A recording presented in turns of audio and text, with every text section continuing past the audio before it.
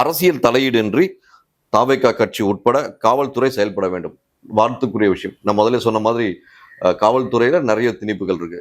காவல்துறையில ஏன் திணிப்புகள் இந்த வார்த்தையை பதிவு பண்ணா, ரீசெண்டா கூட நம்ம இன்டெலிஜென்ஸ் இருக்கக்கூடிய திரு அருண் அவர்கள் மேல விமலா மேடமோட வழக்காகட்டும், உயர் நீதிமன்றமே என்ன சொல்லியிருக்குன்னா, அவங்களோட சஸ்பென்ஷனை ரத்து பண்ண சொல்லியிருக்காங்க. ஏன்னா இந்த டாக்டர் இன்ஸ்பெக்டர் ராஜலட்சுமின்னு ஒருத்தவங்க ஏற்கனவே அந்த விபச்சார தடுப்பு பிரிவில் வந்தாங்க.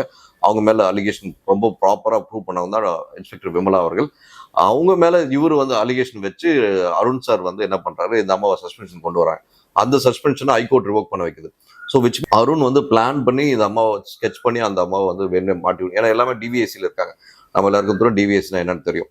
So director of vigilance and anti corruption. So இந்த டிபார்ட்மெண்ட்ல ஒரு நல்ல பொறுப்புல ரொம்ப சிறப்பாக செயல்பட்டு இருக்கதா நம்ம கேள்விப்பட்டிருக்கோம் விமலா மேடம் அவர்கள்.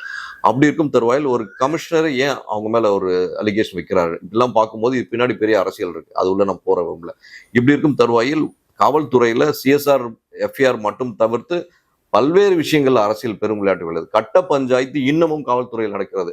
இதே திமுக ஆட்சியில 2025 அக்டோபர் மாசம் சொன்னாங்க, எந்த வகையான விஷயமா இருந்தாலும் கட்ட பஞ்சாயத்து காவல் நிலையில் நடக்கக்கூடாதுன்னாங்க. நடக்குதான்னு பாத்தீங்கன்னா சத்தியமா உள்ளபடியே நடக்குது. நடக்கலன்னு சொன்னாங்கன்னா வாங்க ஒவ்வொரு காவல் நிலையமா போய் பார்க்கலாம். ஒரு நாளைக்கு எவ்வளவு கட்ட பஞ்சாயத்து உள்ள நடக்குதுன்னு பார்க்கலாம். ஸோ இது போக இன்னொரு விஷயமும் அவர் முக்கியமான விஷயம் சொல்லியிருக்காரு. கவர்மெண்ட் ஸ்கீம்ஸ், அதாவது அரசு திட்டங்கள் முழுமையாக அமல்படுத்த வேண்டும், மக்களுக்கு சென்றடை வேண்டும் என்ற வார்த்தையை பதிவு பண்றாரு. இதுதான் பார்க்க வேண்டிய விஷயம். அமல்படுத்த வேண்டும், சென்றடை வேண்டும், இது ரெண்டுத்துக்கு என்ன டிஃபரன்ஸ் அப்படின்னு பாத்தீங்கன்னா, போதுமான அளவுக்கு மக்களுக்கு தேவையான அனைத்து திட்டங்களும் தமிழ்நாட்டில் இருக்கு, தமிழ்நாட்டு மக்களுக்கு இருக்கு.